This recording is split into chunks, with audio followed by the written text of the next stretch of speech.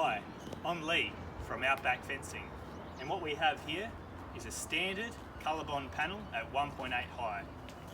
As you can see, it's a beautiful product, and it's all Australian made. Okay, so what we have here is one standard Colorbond panel.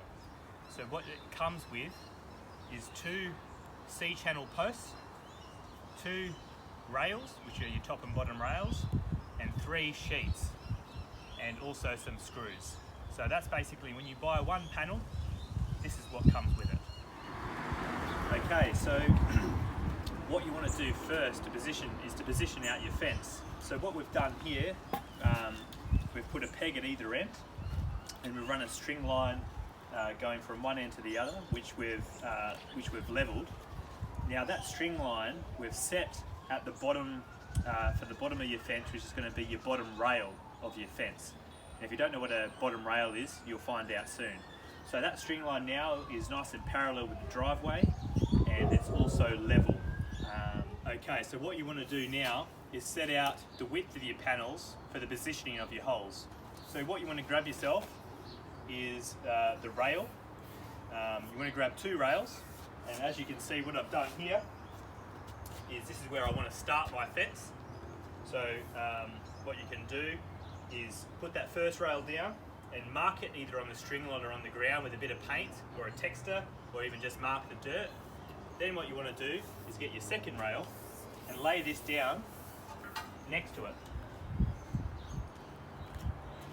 And what you want to do there is give yourself about a 5 to 10 mil gap spacing between the two rails. And basically what you do then, if you've got a long run, you just keep doing that for however long it is. If it's 50 metres, this is exactly what you do. But today we're only doing two panels. So you lay them out like that, mark the positioning of your holes, and then you start digging. Now you want to make sure that these holes are about 150 to 200 mil wide and 600 mil deep. Okay, that's really what you want for a 1.8 high fence. If you're doing a higher fence, you want to go a bit deeper. So we'll put these aside. Now what we've done is we've laid out the posts, as you can see. So we've got a C-channel post for either end, which is just a single post. And for our intermediate post, what we want to do is screw them together.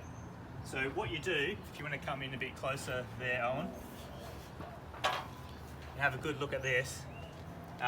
You get the C-channel post like that, and you lay this one on top like that, and you get it real nice and flush at the top. Then what you need to do is get yourself a tech gun and some of the tech screws which are provided. And then what you want to do is put one at the top to the side of the post. We'll have a look at that in a minute, what all the screws look like. I'm going to put one here at the bottom. Now when you're screwing it together, you really want to make sure that the posts are all nice and flush on all the edges. So I'm going to go ahead and screw this off.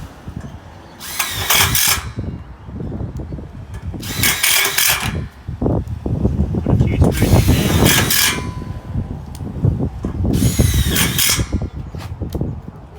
So if you have a look at that,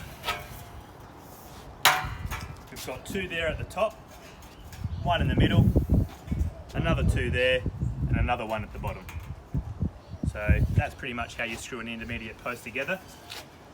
And then we're just going to lay that on its side. So what we want to do now as well, to make it real easy, because we've put the string line at the level of the bottom rail, if you've got an 1800 high fence, what you want to do is get this post, get your tape measure out, and mark this down at 1800.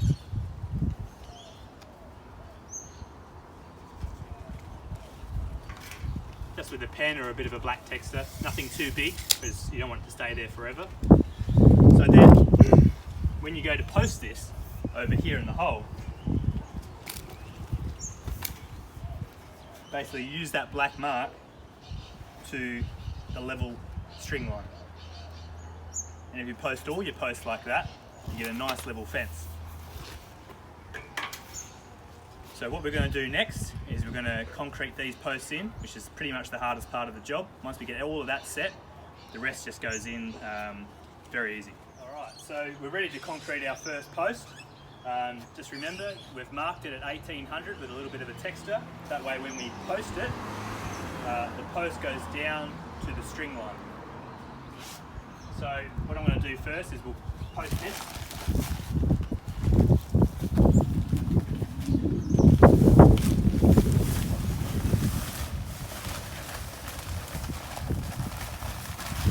Now I've already got a little bit of water in the hole.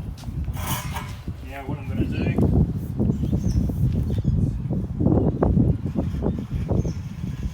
slide this down. Now I'm going to check it for level before I go any further down. It's pretty good where it is. I might just try and shift that over a bit if I can.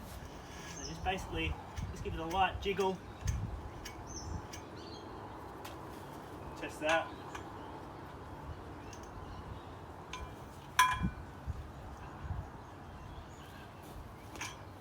Alright, so this post now is set down to that texture onto the string line, and I've leveled that, and yeah, that's pretty much it. Now you don't have to concrete this exactly the way that I've done it, and you don't have to use rapid set either. It's probably not advised to use rapid set if this is your first time. I would probably even suggest maybe putting the post in first and holding it and getting a friend to pour the concrete in for you, just so you make sure that the post is exactly where it needs to be on the string line, and also level and everything like that. So, alright, so we've got our first post in. Now we're going to put our intermediate post in. Now what you want to do is get your rail, which is your spacer, and you're going to lay this down next to the post. So you're going to lay that down next to the post. Now what we're going to do when we concrete this in, you want to allow yourself a 5 to 10 mil gap when you're putting this intermediate post in. So you've got a little bit of a play with the rail when we put that in later. So what we're going to do is put a little bit of water in.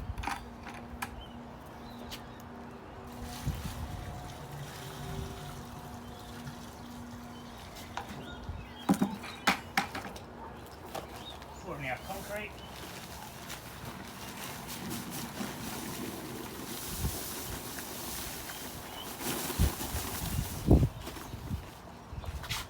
Remember, you've got your mark on the post. And what I like to do is sort of hold the post up here like this and let the weight level itself. And get it roughly in position and just let that fall down into place.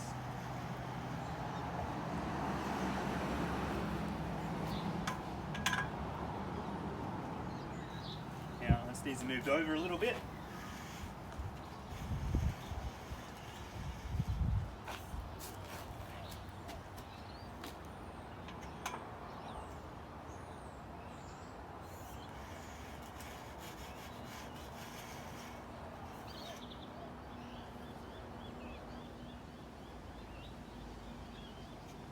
Get that all nice and level with the string line, and also your mark.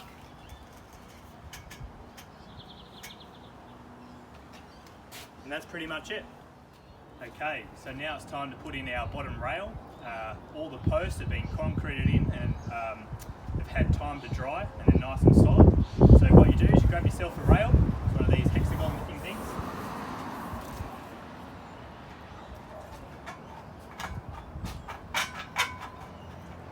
To get it in the end, you just need to squeeze the rail to put it inside the post, and then you just drop this one in like that and give it a bit of a squeeze, and that will just slide straight down to where it needs to be.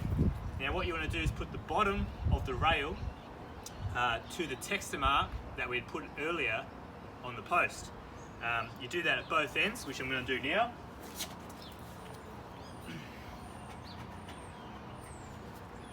Now that way you know that that bottom rail is nice and level. So then what you want to do is get your gun with a few Tex screws, and you just put one in on this side, like so, one at this end,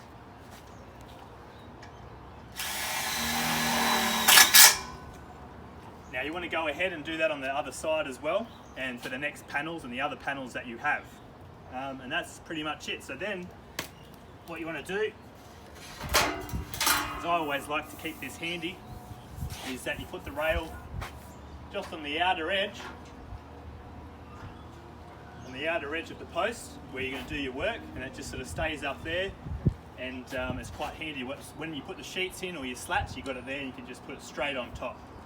So we're ready now to do some sheeting and do some slats, and yeah, we'll do that next. Okay, so what we're going to do now is we're going to sheet our standard Colorbond panel fence. What I've done is I've leaned 3 sheets, which is what you need per panel, onto our post here. So if you're working in front of it like this, put this first sheet in. I always like to put it on an angle like that, and sort of just give it a bit of a wiggle. Slowly get it down into place, and then you just want to push that into the post. Now, if you're doing the sheeting in this direction, there's a little bit of a lip here. If you want to come and have a look at this, Zach, you've got a little bit of a lip here. Okay, now you want to make sure that that lip is facing away from you, and that we cover that lip with the next sheet.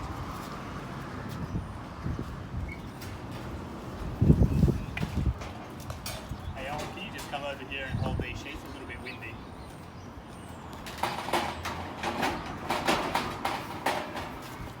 Sometimes you might just want to put your elbow there so this sheet doesn't blow over.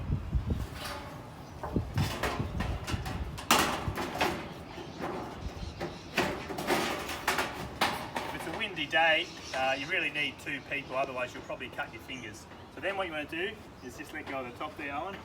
So I like to put my hand on the top middle sheet here, just to hold it from blowing around. And I get the top rail that we put up there before.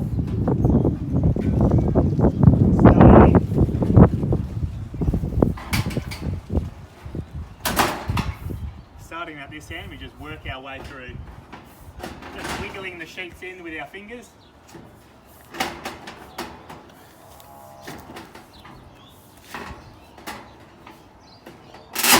Best thing to do is just take your time, have patience. If you start getting angry, you don't get anywhere. You might need to sort of come back and click those little things in with your fingers, and then that just sort of slots down to the top of that.